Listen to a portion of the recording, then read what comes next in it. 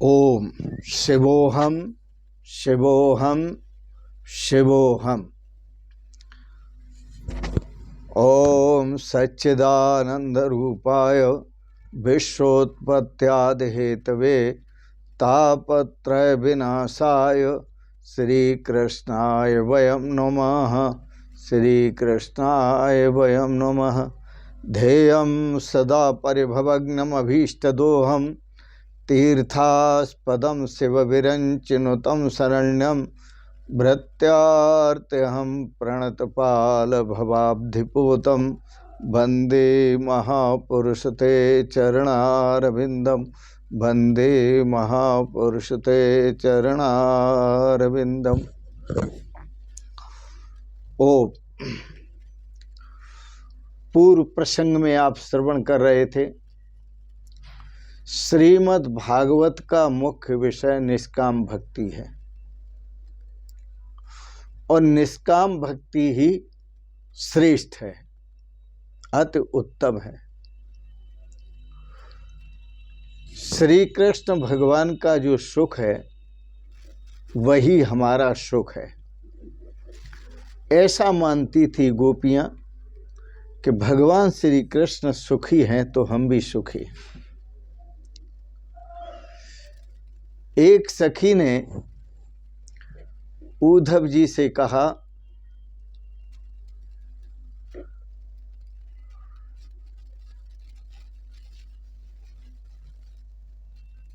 श्री कृष्ण के वियोग में, भगवान श्री कृष्ण के वियोग में हमारी जो दशा है वह आपने देख लिया।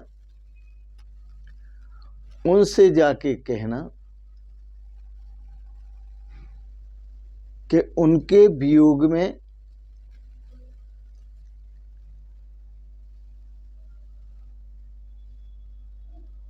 हमारी जो भी दशा हो रही है इसके कारण वो हमारे लिए यहाँ आने का कष्ट न करें।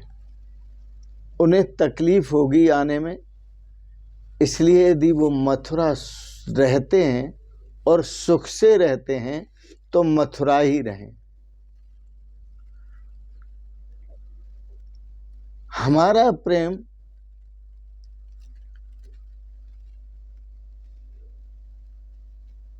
अपने सुख के लिए नहीं है, हमारा जो प्रेम है भगवान श्री कृष्ण से वो भगवान श्री कृष्ण के सुख के लिए है। गोपियां जो भी करती हैं वो भगवान श्री कृष्ण को सुखी करने के लिए करती हैं, अपने सुख के लिए नहीं करती। दूसरों के सुख में अपने सुख का अनुभव करना ही सच्चे प्रेम का लक्षण है। दूसरे के सुख में अपने सुख का अनुभव करना ही सच्चे प्रेम का लक्षण है। महर्षि शांडिल्य ऋषि ने अपने एक सूत्र में कहा, तत्सुखे सुखत्वम प्रेम लक्षणम। प्रेम का लक्षण क्या है कि प्रेमी के सुख में सुखी रहना। प्रेमी से कोई सुविधा नहीं मांगनी, कोई सुख नहीं मांगना। यदि हमारा प्रेमी सुखी है तो हम भी सुखी हैं। तत्सुखे सुखित्वम प्रेम लक्षणम। हमारे इष्ट देव यदि सुखी हैं तो हम भी सुखी हैं। हमारे प्राणनाथ परमेश्वर सुखी हैं तो हम भी सुखी हैं। तत्सुखे सुखत्वम प्रेम लक्षणम, यही प्रेम का लक्षण है। धन्य है ब्रजवासी भक्तजन। श्री कृष्ण से मिलने के लिए मथुरा भी नहीं गए। वृंदावनवासी ब्रजवासी जो भक्तजन है वो धन्य है। वह मथुरा भगवान श्री कृष्ण से मिलने के लिए क्यों नहीं गए? वो इसलिए नहीं गए कि हमारे जाने से श्री ठाकुर जी को व्यवधान पड़ेगा, कुछ कष्ट होगा, इसलिए वहाँ जाना ठीक नहीं है, और उन्हें कष्ट होगा तो हमें लज्जा आएगी। हमें वो सब दिन याद हैं जब हमारे साथ खेलते थे,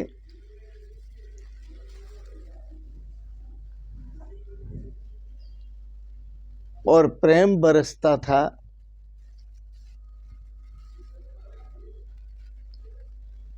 अत्यंत प्रेम था भगवान का। गोपिकाएं कहती हैं, हम ऐसा समझती हैं कि हमारे प्रेम में कुछ न्यूनता है, कुछ क्षुद्रता है, कुछ कमी है, इसलिए वह भगवान श्री कृष्ण हमको छोड़कर मथुरा चले गए।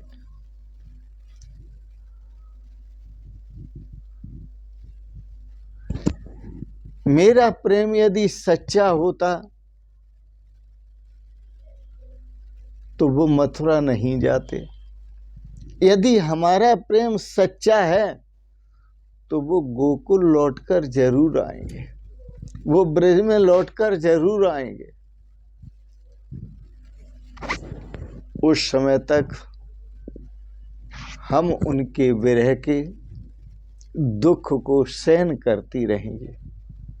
गोपिकाओं की निष्काम भक्ति है, वो कहीं भी कुछ नहीं चाहती।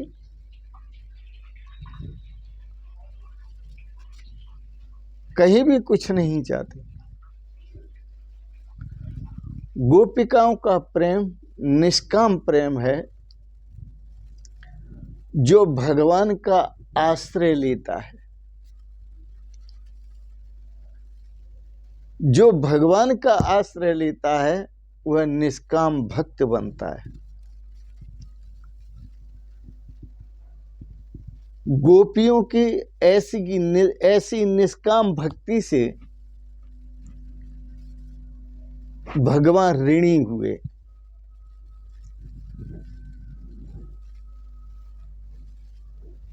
गोपी प्रेम की जो महिमा है बड़ी दर्शनीय है, स्मरणीय है। निश्चल, निष्कपट, अभेदमय, उनका जो स्वभाव था कृष्णमय था। एक बार भगवान श्री कृष्ण बीमार होने का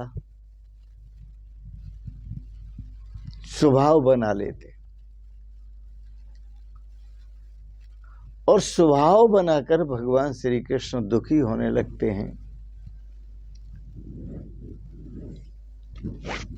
भगवान श्री कृष्ण को बहुत सारी औषधियां दी गईं,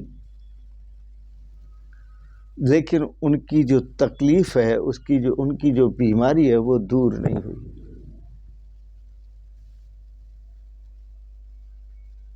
तो भक्तों ने, प्रेमियों ने, पास वालों ने पूछा, बोले महाराज आप कैसे ठीक होंगे, कोई औषधि काम नहीं आ रही है।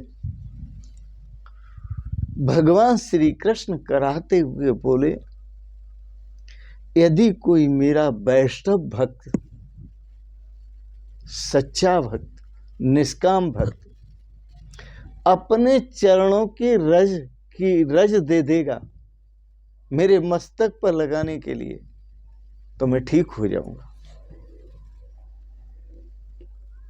ऐसा भगवान श्री कृष्ण ने कहा।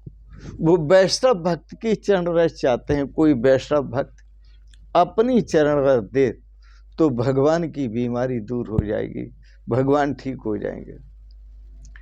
यह बात रानियों के पास पहुंची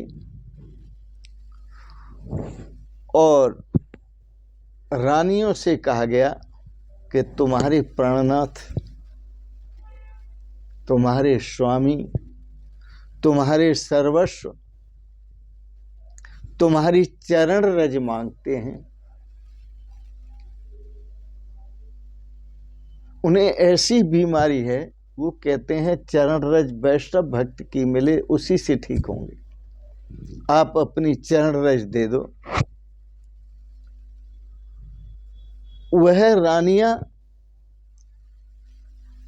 विचार कर बोली, अरे हम अपने प्राणनाथ को अपने चरणों की रज देंगे तो ये महापाप होगा। हम इस पाप को नहीं करेंगे। हम नरक में गिरना नहीं चाहते, हम नरक जाना नहीं चाहते। कौन जाए नरक में?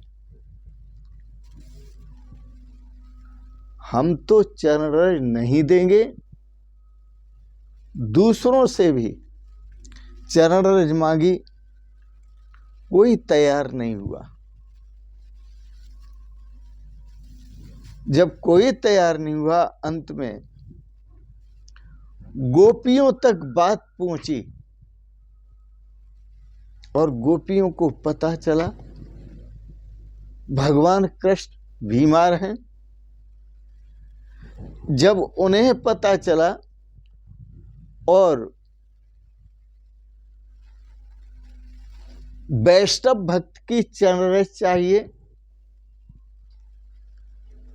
गोपियों ने धूल में पैर मारे जोर जोर से और कहा, तुम्हें जितनी चाहिए उतनी ले जाओ,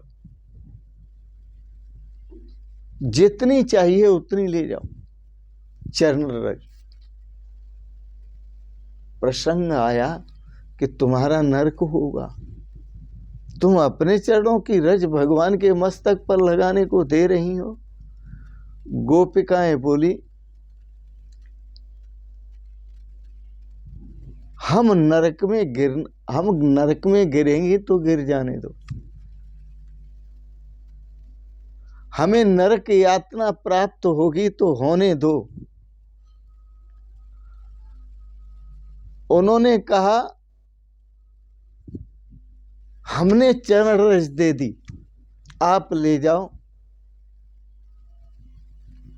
हमारे प्राणनाथ ठीक होना चाहिए, स्वस्थ होना चाहिए।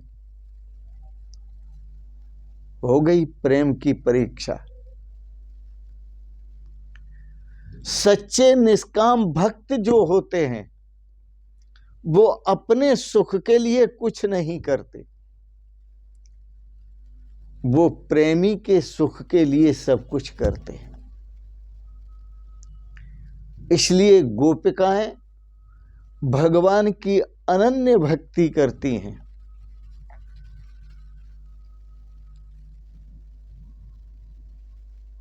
अनन्य भक्ति। गोपिकाओं का जो भाव है भगवान के साथ, वो अनन्य भाव है। न अन्य इति अनन्य।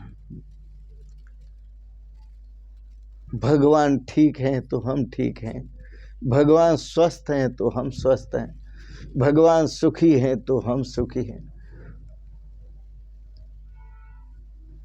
गोपिकाओं की जो भक्ति है वो निष्काम भक्ति, प्रेम की परीक्षा निष्काम भक्ति में ही होती है। और निष्काम भक्ति ही प्रेम, साक्षात प्रेम की प्रत्यक्ष मूर्ति है। जिसके पास निष्काम भक्ति नहीं है उसका प्रेम भी झूठा है।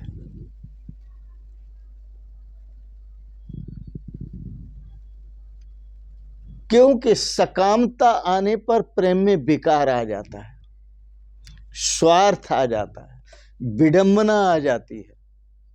इसलिए श्रीमद् भागवत का जो विषय है प्रारंभ में बताया वह निष्काम भक्ति है और निष्काम भक्ति ही श्रेष्ठ है।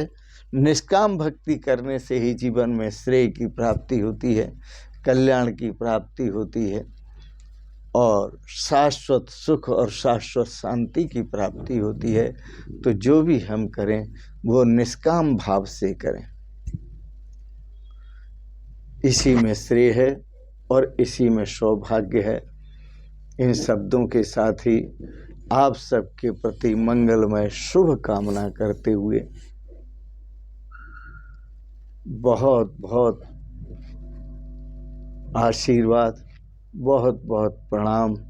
शिवोहम शिवोहम शिवोहम।